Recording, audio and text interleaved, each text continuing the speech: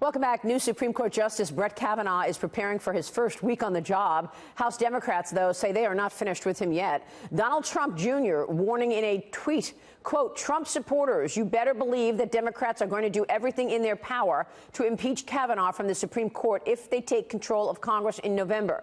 Yesterday, the top Democrat on the House Judiciary Committee vowed to investigate Kavanaugh if Democrats win control of the House. Congressman Jerry Nadler telling the New York Times, quote, this, we are going to have to do something to provide a check and balance to protect the rule of law and to protect the legitimacy of one of our most important institutions. Now, an exclusive interview right now, Missouri Republican Senator Roy Blunt, Vice Chairman of the Senate Republican Conference. Senator, good to see you this morning. Thanks very much for joining us. Good to be with you, Maria. Do you agree the fight is not over yet? Well, that sounds very much in keeping with where the Democrats have been from day one. You know, Senator Schumer said he would do anything possible to keep Brett Kavanaugh from going on the court. Frankly, I think they're making a big mistake here, holding this information, rolling it out in the most unfair way to everybody involved after they'd had it for months, now talking about if we get in charge, we're going to look at this in some other way. Frankly, what they've managed to do is energize the Republican base in a way that usually the party that just won a presidential election isn't energized in the next election cycle. But what they really continue to do is this unfair, really totally unrealistic behavior of guilty until proven innocent, of whatever we can do to stop our political opponents from being able to do what voters put them in place to do. I just don't think it works. It doesn't work for them. Frankly, I think the more they talk about the kinds of things that Congressman Nadler apparently has said, the worse it will be for them. But they can't stop them, and they obviously think this is a political tactic that works for them. I don't think it works at all. So what do the midterms look like at this point from your standpoint? Have things changed given the level of hate and attack on the left?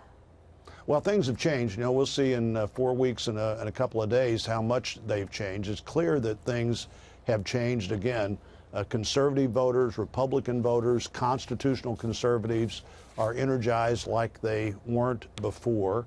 But if we've learned anything from President Trump, it's how short the news cycle is, and we'll see whether this is sustained or not. I believe it will be. I think the tactics used by Democrats in the Senate, the obvious presidential politics that several members of that committee and the Senate were pursuing just look like that the politics doesn't ever end. The campaigns have gotten out of control, and now they want to carry that right into daily governing. And I think it's not going to work for them. You know, Judge Kavanaugh is probably the most investigated, vetted person maybe in the history of confirmations. Yeah. 7 confirmations, nothing that began, nothing. And by the way, in every one of those questions, in every one of those 7 background checks, right, questions about drinking are asked, questions about have you ever heard anything that we should follow up on. One reason those actual background checks themselves need to remain confidential is you never want people to be hesitant, right, to say, well, I don't know if this is true or not, but I heard this. And that's what's happened with Judge Kavanaugh 7 times, and nobody's ever heard anything. Yeah, meanwhile, where does the Senate go now in terms of this lack of civility and these attacks? Susan Collins has been flooded with hate tweets. I'll read you one of them. I hope someone kills you. I will not mourn your death, another one says. I can't even read the rest. It's actually disgusting. Here's Chuck Grassley, who joined me last week on Mornings with Maria on Fox Business to talk about what has taken place here. Listen.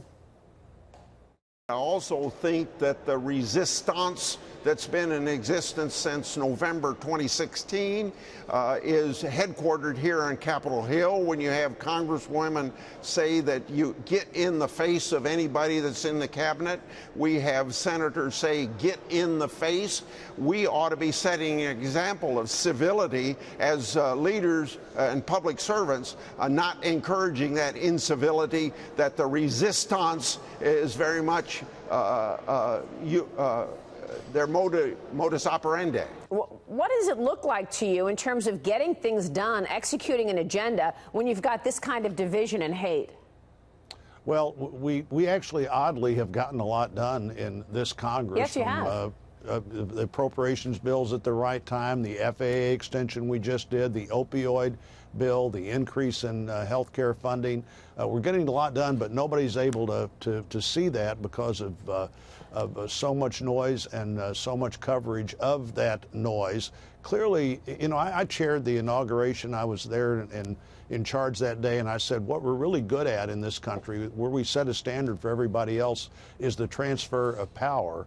But this is an election where the side that lost has not been willing to accept the transfer of power, to be the reliable questioner of what's going on, yep. But not to challenge the constitutional opportunities that are there. You know, just trying to get undersecretaries of this and that and the other confirmed in today's Senate has been almost impossible. And the Supreme Court fight we just went through shows how far I think the other side is prepared to take this. Yeah, and by the way, it seems like this Kavanaugh fight has brought the never-Trumpers on the Republican side together with the president. I mean, even those people who did not accept President Trump on the Republican side got together with him to make sure that Kavanaugh was confirmed. So it seems like it has improved relations. Is that a fair statement?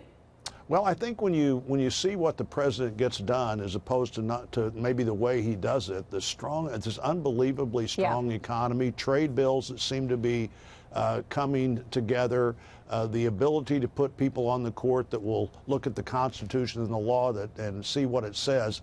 I think there is a sense among Republicans that this fight is better than your personal feelings about anybody in it. Sure. And I think there has been a consolidation, and the president himself, I think, has begun to appreciate in ways that he might not have before how important it is that you support the people that support you and work with them and give them an opportunity to get things done. Senator, good to have you on the program. Thanks very much. Good to be with you. Senator Roy Blunt joining us there.